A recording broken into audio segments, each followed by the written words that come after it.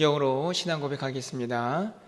전능하사 천지를 만드신 하나님 아버지를 내가 믿사오며 그 외아들 우리 주 예수 그리스도를 믿사오니 이는 성령으로 잉태하사 동정녀 마리아에게 나시고 본디오 빌라도에게 고난을 받으사 십자가에 못 박혀 죽으시고 장사한 지 사흘 만에 죽은 자 가운데서 다시 살아나시며 하늘에 오르사 전능하신 하나님 우편에 앉아 계시다가 저리로서 산 자와 죽은 자를 심판하러 오시리라.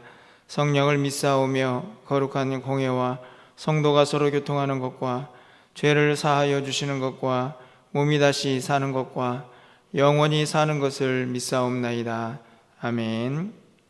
우리 찬송가 502장 찬양드리겠습니다.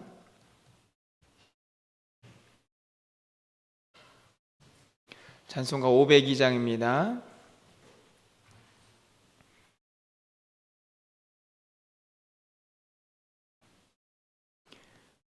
빛의 사자들이 어서 가서 어둠을 물리치고 주의 진리 모르는 백성에게 복음의 빛비처럼 빛의 사자들이여 복음의 빛비처럼 죄로 든 밤 밝게 비춰라. 빛의 사자들이여 선한 사역 위하여 힘을 내라. 주 함께 하시겠네. 주의 크신 사랑을 전파하며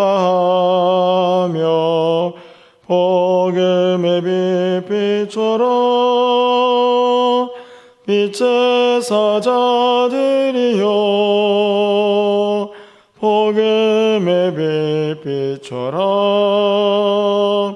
죄로 든 밤 밝게 비춰라. 빛의 사자들이여 주님 부탁하신 말 순종하여 이 진리 전파하라. 산을 넘고 물 건너 힘을 다해 복음의 빛비처럼 빛의 사자들이여 복음의 빛비처럼 죄로 든 밤 밝게 비춰라. 빛의 사자들이여 동서남북 어디나 땅끝까지 주님만 의지하고 눈 어두워 못 보는 백성에게 복음의 빛비처럼 빛의 사자들이여 복음의 빛비처럼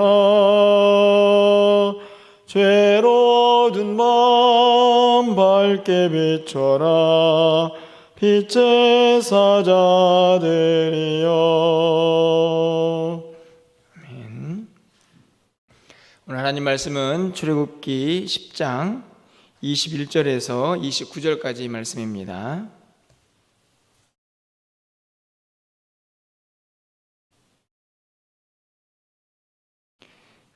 구약성경 97쪽에 있습니다. 출애굽기 10장 21절에서 29절까지의 말씀을 교독하고 29절은 함께 읽겠습니다. 여호와께서 모세에게 이르시되 하늘을 향하여 내 손을 내밀어 애굽 땅 위에 흑암이 있게 하라. 곧 더듬을 만한 흑암이더라.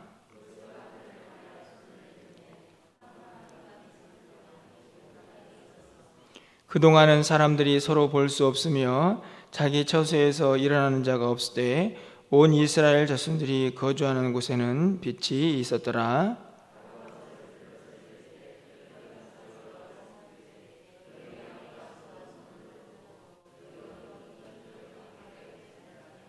모세가 이르되 왕이라도 우리 하나님 여호와께 드릴 제사와 번제물을 우리에게 주어야 하겠고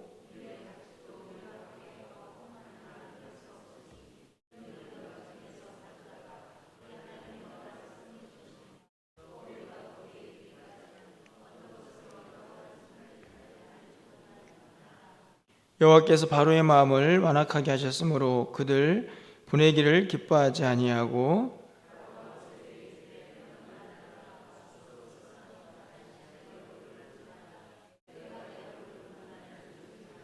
29절입니다. 모세가 이르되 당신이 말씀하신 대로 내가 다시는 당신의 얼굴을 보지 아니하리이다. 아멘. 창세기 1장에 보면 하나님께서 천지를 창조하시는 장면이 기록이 되어 있습니다. 흑암이 가득한 세상 가운데 하나님께서 빛을 만드십니다. 빛을 만드셔서 어둠과 흑암을 이제 구분하기 시작하시죠. 그래서 빛을 낮이라 하고 어둠 흑암을 밤이라 하셨다라고 창세기 1장에서 기록을 하고 있습니다. 어찌 보면요, 죄가 이 땅에 들어오기 전까지 어둠은 밤이라고 해서 사람들이 하루 일과를 열심히 보내고 그 어둠의 시간 속에서 쉼을 누리고 안식을 하는 아마 그런 시간으로 하나님께서 어둠과 또 빛을 그렇게 구분하신 것 같습니다.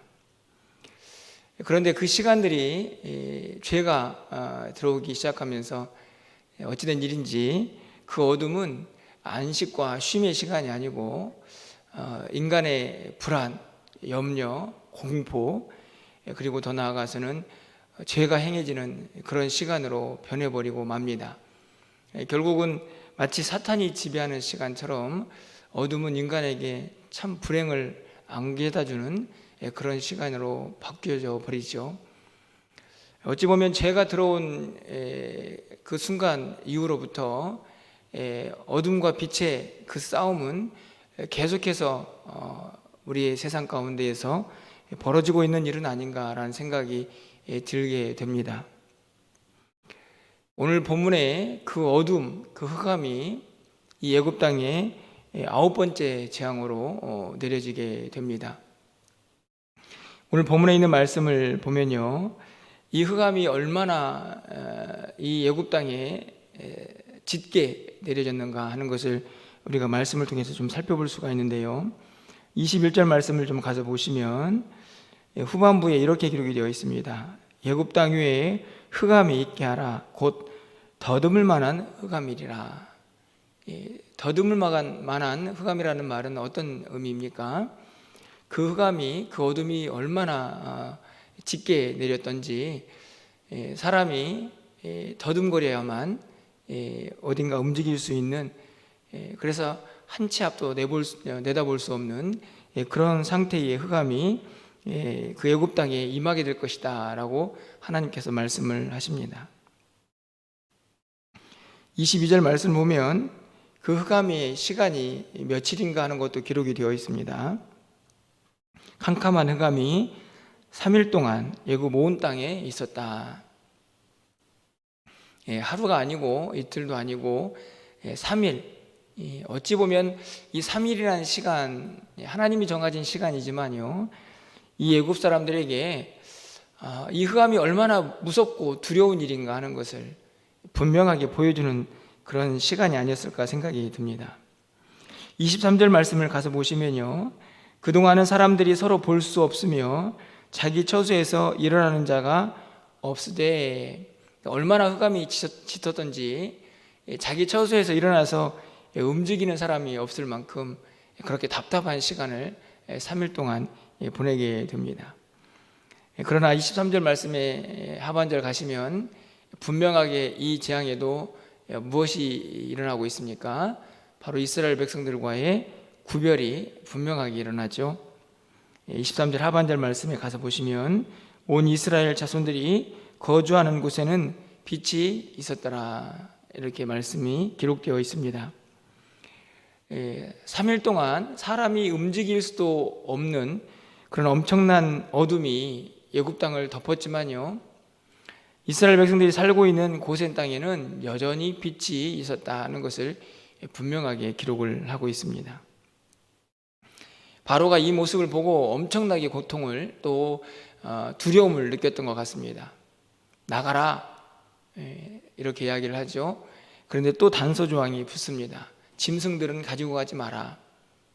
아마도 이미 이 애굽 땅에 내렸던 우박, 그리고 돌림병, 이런 것들을 통해서 아마 이 애굽 땅에 많은 짐승들이 아마 죽음을 맞이했을 것입니다. 그런 의미에서 이스라엘 자손들이 가지고 있는 짐승만큼은 남겨두고 가라, 이렇게 이야기를 할 수도 있겠지만, 궁극적으로는 오늘 본문에서 말하고 있는 것처럼 어떻게 해서든지 이스라엘 백성들을 내보내지 않기 위한 또 바로의 마음을 그대로 드러내고 있는 장면이라고 말할 수 있습니다. 모세가 그럴 수 없다, 하나님을 섬겨야 한다. 그렇죠. 이스라엘 백성들이 제사를 지내야 하는데 제물이 반드시 필요했습니다.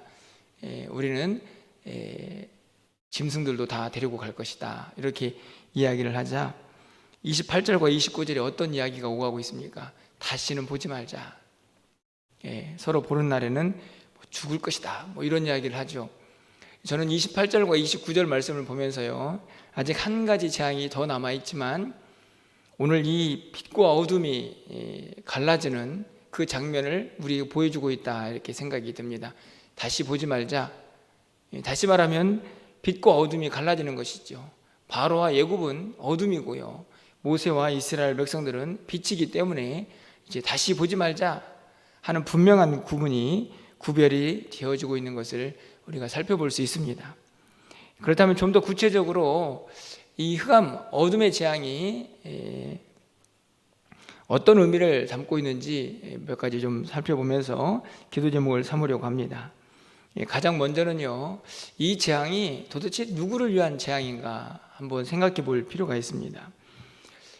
이 흑암, 어둠의 재앙은 분명히 하나님께서 강팍해진 이 바로와 애굽 백성들을 향해서 내리신 재앙이죠. 그래서 온 애굽 땅이 어둠에 3일 동안 처하게 됩니다. 그런데 여러분 한번 생각해 보십시오. 고센 땅에 살고 있던 이스라엘 백성들은 그 광경을 보면서 무슨 생각을 해야 했을까요? 하나님께서는 이스라엘 백성들에게는 어떤 생각을 이 재앙을 통해서 갖기를 원하셨을까 한번 생각해 볼 필요가 있습니다. 여러분, 지금 이 장면을 여러분이 좀 연상해 보시길 바랍니다. 온 애굽 땅에는 어둠이 가득합니다. 한 치 앞을 볼 수가 없어서 사람들의 움직임이 거의 없는 그런 어둠이 내려왔습니다. 하지만 고센 땅, 이스라엘 백성들이 살고 있는 곳에서는요, 빛이 있습니다. 그곳에 거하고 있는 이스라엘 백성들은 그 어둠을 보면서 무슨 생각을 하기를 하나님께서 원하셨을까요? 저는 분명히 이스라엘 백성들이 간직해야 할 마음이 있다고 생각합니다. 어떤 마음일까요? 내가 지금 어디에 있는지, 내가 어떤 누구의 백성인지를 그들은 분명히 그 상황을 보면서 깨달아야 했던 것이죠. 다시 말하면 이스라엘 백성들은 지금 어디에 있습니까? 어둠에 있습니까? 빛에 있습니까? 빛에 있습니다. 우리는, 이스라엘 백성들은 빛의 자손이다, 하나님의 백성이다라는 사실을 그 광경을 통해서 분명하게 그들은 머릿속에 기억해야 했다는 것이죠. 어찌 보면요, 저는 이스라엘 백성들이 그 분명한 이 3일의 기억, 어둠과 빛이 분명하게 구분이 되는 그 시간들을 이 가나안 땅에 들어가서도 기억을 했다고 하면 그들이 그렇게 범죄하면서 하나님을 떠나지는 않았을 것이다 생각이 듭니다. 왜 그럴까요? 자기의 위치, 자기가 어떤 곳에 사는 사람인지를 그들은 분명히 기억해야 했기 때문입니다. 그들은 어둠이 아니고 빛에 속한 사람들이었습니다. 빛의 자손이고 빛의 그 모든 것들을 하나님으로부터 받고 누려야 될 하나님의 자손들이었다는 사실이죠. 여러분, 에베소서 5장 8절에 있는 말씀을 가서 보시면 이렇게 기록이 되어 있습니다. 너희가 전에는 어둠이더니 이제는 주 안에서 빛이라, 빛의 자녀들처럼 행하라. 우리가 잘 알고 있는 말씀이죠. 바울이 에베소 교회에 편지하면서 너희는 빛이다. 전에는 어둠이더니, 다시 말하면 하나님을 알지 못하던 시대에는 여전히 어둠 가운데 있었습니다.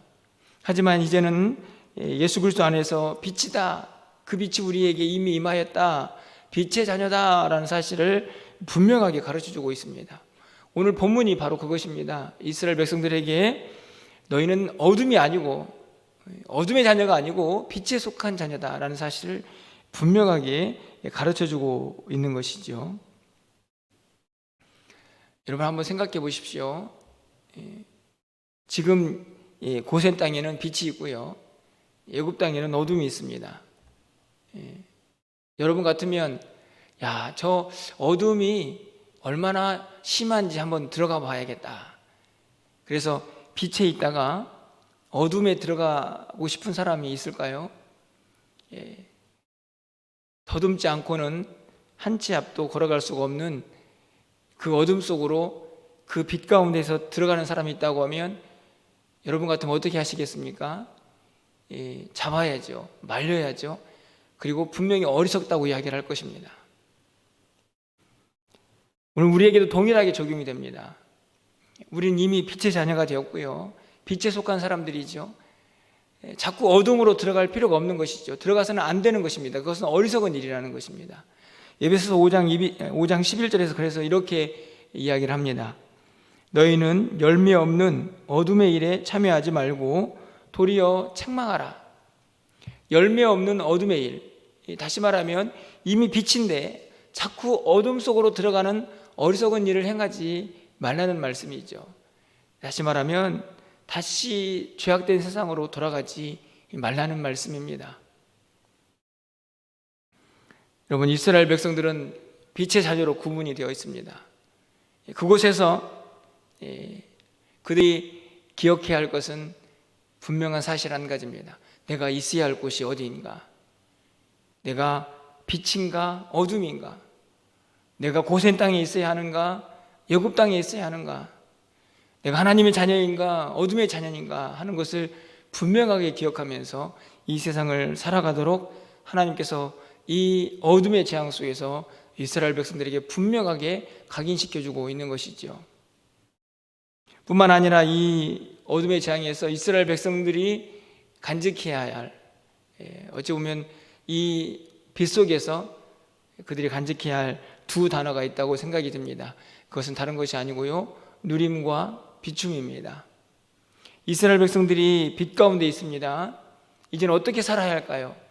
첫 번째로는 자기가 어떤 곳에 있는 사람인지를 분명하게 인식하는 것이 필요하고요, 두 번째로는 누리는 것이 필요합니다. 빛을 누려야 하죠.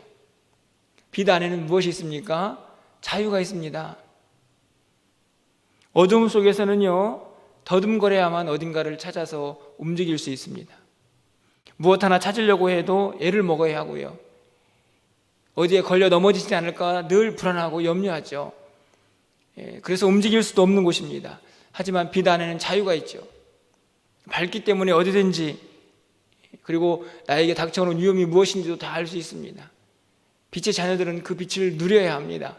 자유를 누려야 하고, 밝음도 누려야 하고, 기쁨도 누려야 하고, 은혜도 누리는 것이죠. 빛 안에 있으면서도 여전히 우울하고 불안하고 염려하고, 그것은 빛의 자녀의 모습이 아니라는 말씀입니다. 여러분, 시편 23편 4절 말씀이죠. 이렇게 기록이 되어 있습니다. 내가 사망의 음침한 골짜기로 다닐지라도. 저는 우리가 살고 있는 이 세상이라고 생각합니다. 여전히 어둠이 우리 곁에 있죠. 사망의 음침한 골짜기를 다니는 것처럼 우리가 어둠 가운데 처할 수 있습니다. 하지만 우리는 빛입니다. 그래서 어떤 은혜를 드립니까? 그렇게 다닐지라도 해를 두려워하지 않습니다. 주께서 나와 함께 하심이라 주의 지팡이와 막대기가 나를 안위하시나이다. 여전히 우리 곁에는 어둠이 있습니다. 고센 땅 옆에 애굽 땅에는 어둠이 있었던 것처럼 말이죠. 그게 세상입니다. 죄악이 가득하죠. 그래서 때로는 우리가 그 길을 갈 때 사망의 음침한 골짜기처럼 우리가 그 어둠의 엄습을 받을 때도 있습니다. 하지만 성경은 분명히 말씀하죠. 두려워하지 말라. 너희는 빛이다. 빛의 자녀이기에 하나님께서 우리를 지키시고 우리와 함께 하시고 우리를 인도하신다, 분명히 말씀을 하고 계십니다. 누려야죠. 그곳에서 계속 마치 어둠에 속한 것처럼 불안해하고 염려할 필요가 없다는 말씀입니다. 여러분, 오늘 하루 이 빛의 자녀처럼 빛의 기쁨을, 그 밝음을, 그 자유를, 그 기쁨을 마음껏 누리시는 한 날이 되시기를 간절히 소망합니다. 또 한 가지는요, 비추셔야 합니다. 빛의 자녀는요, 그 빛을 가둬둬서는 안 되는 것이죠. 발산하라는 말씀입니다. 비추셔야 합니다. 여러분, 우리가 잘 알고 있는 말씀이죠. 예수님께서 마태복음 5장 14절에서 뭐라고 말씀하십니까? 너희는 세상의 빛이라. 이 말을 다시 말하면요, 그 세상은 어떤 세상입니까? 어둠이 가득한 세상이죠. 하나님을 알지 못하는 세상이기 때문입니다. 너희는 세상의 빛이라 라는 말은 다시 바꾸면요, 너희는 어둠 속의 빛이다, 그런 말입니다. 이 말은 우리가 빛이기 때문에 빛을 발산해야 하는 것이죠. 가둬둘 필요가 없고 그냥 그 빛을 마음껏 바라면서 세상에 비추며 살라는 말씀입니다. 그래서 바로 이어지는 16절 말씀에서 이렇게 말씀하시죠. 이같이 너희 빛이 사람 앞에 비치게 하여. 너희 빛이 사람 앞에 비치게 하여. 주님 우리를 부르신 이유입니다. 세상의 빛이다. 세상은 어둡지만 내가 너희를 빛으로 불렀다. 사람 앞에 빛을 비춰라. 무슨 말입니까? 그 어둠이 가득하고 죄가 가득한 이 땅 가운데에, 그곳에서 고통당하고 불안해하고 염려하고 그 어둠에 갇혀있는 사람들에게 빛을 비추어라. 그래서 그들도 그 빛을 누리게 해라 하시는 것이 주님의 말씀입니다. 우리의 사명이죠. 오늘 이 9번째 재앙인 이 흑암, 3일 동안에 애굽 땅에 내렸던 이 어둠을 보면서요, 우리는 그 어둠을 바라볼 겨를이 없습니다. 왜냐하면 우리는 빛의 자녀이기 때문이죠. 여러분, 이 고센 땅에 있는 이스라엘 백성들처럼요, 이 세 가지를 꼭 좀 기억하시기를 바랍니다.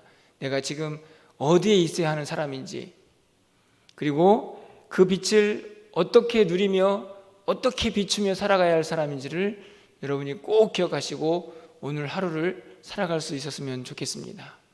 여러분, 새벽 기도를 마치고요, 집으로 돌아가실 때에 분명 어둠은 물러가고 해가 떠오르는 모습을 보게 될 겁니다. 물론 오늘은 날씨가 좋지 않아서 해가 가려져 있겠지만 보이지 않는 것이지 해가 뜨지 않은 것은 아닙니다. 해가 떠올라서 어둠을 물리치겠죠. 하지만 그렇게 자연은 우리에게 빛을 발하고 있지만 세상은 여전히 어둡습니다. 해가 어둠을 몰아내듯이 이 땅의 어둠은 누가 몰아내야 할까요? 바로 빛을 가지고 있는 우리들을 통해서입니다. 여러분이 가는 곳곳마다 세상의 모습으로는 조금 빛이 있다라고 생각이 들지만 실제적으로 여전히 죄가 가득한 세상이죠. 그곳에서 여러분을 통하여 하나님은 하나님의 빛이 발산되기를 원하고 계십니다. 여러분이 가는 곳곳마다 그 빛의 역사가 일어나는 한 날이 되기를 소망합니다.